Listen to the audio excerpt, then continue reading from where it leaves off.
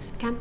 Giles, you told my honourable friend the TikTok algorithm protects users, but surely driving virality as it does, it's not popular because it protects users. It's popular because it exposes them. Is that not right? No. So one of the ways that the virality works, and with our trust safety, and it's worth maybe kind of exploring this, is when any content is uploaded to our platform, it is reviewed by our trust and safety teams against our community guidelines and will remove things.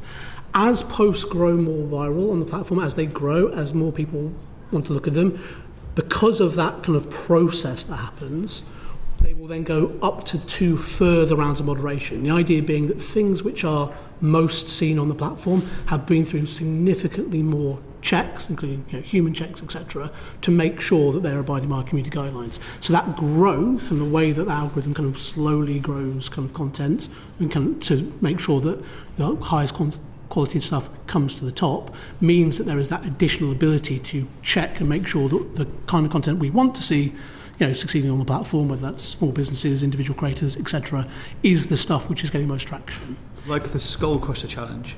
Well, again, as I said previously, these things have not been viral on our platform. That's not to say there's never been content, and I think there's a big difference. There's another one where children were eating detergent tablets. Again, the question of virality and how popular these videos are is very different, I think, from some of the way that they've been talked about.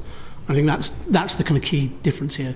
We obviously want to act to take things down regardless if they breach our community guidelines, but we are very adamant that a lot of these challenges that people talked about have never been viral on our platform. Can I just round up my initial question, please, Chair? If I can take you both back to 1967, after creating that environment where the children had ultimately ended up attacking each other, that teacher, Jane Elliott, she then stepped back in, explained the experiment and regulated the scenario. Do you think she was right to do so? I don't know enough about the experiment to know, to be honest. But You're not sure that it was right that the teacher, having created that environment, then did her job and protected those children by settling it down? I just don't know about the experiment enough. I assume so, but I wouldn't. Rebecca? Again, I couldn't speak to that experiment, but I think what you're driving at is we have created an environment that has we have 13. The age limit for Instagram is 13. We have created a different space for everyone 13 to 18, which is teen accounts, where they are defaulted into a much more restricted experience. So I think what you're driving at is if you create a space for teens, you should have responsibility to engage and make sure that's as safe as possible. Then my answer would be yes. Regulate that area, yeah. Giles, would you agree with that? Yeah, absolutely. If she had not done so, who else ought to have stepped in to ensure that environment was regulated? I mean, that's what Ofcom is trying to do now about user-to-user services in the UK who are giving their services, providing them to over 13.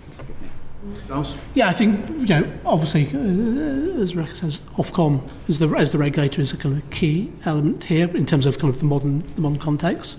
I also think that, and we speak a lot to parents and others about these kind of issues and things that people see on our platform. One of the things we try and design our safety tools to do is also to encourage that conversation between parents and teens, because we also know that a lot of parents kind of want to understand what they can be saying to give their teens the best information about being safe online as well. So I think it's a whole society approach ultimately.